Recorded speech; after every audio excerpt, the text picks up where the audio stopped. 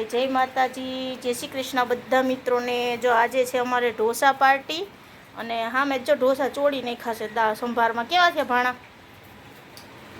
જોરદાર થયા। અને જો ચાખી બેન રમે નાનો ભણો ખાઈ સારા થયા સરસ થયા। અને એને ડેડી જો જાખીને રમાડે છે પવન નાખે છે। અહીંયા અમારે બેન આવ્યા છે જબલું લઈને એટલે આજે આપણે બનાવ્યા છે ઢોસા બરોબર ને। ફૈબા આવ્યા ચાખી બેનને લઈને કેવા થયા બેન ઢોસા મસ્ત થયા ને। આ અમારા જેઠાણી છે એ નવસારી થયા છે એટલે બિચારા હજી વાર છે જમવાની એટલે જો આમ રીતના ઢોસા બધા ખાવા બેસી ગયા છે।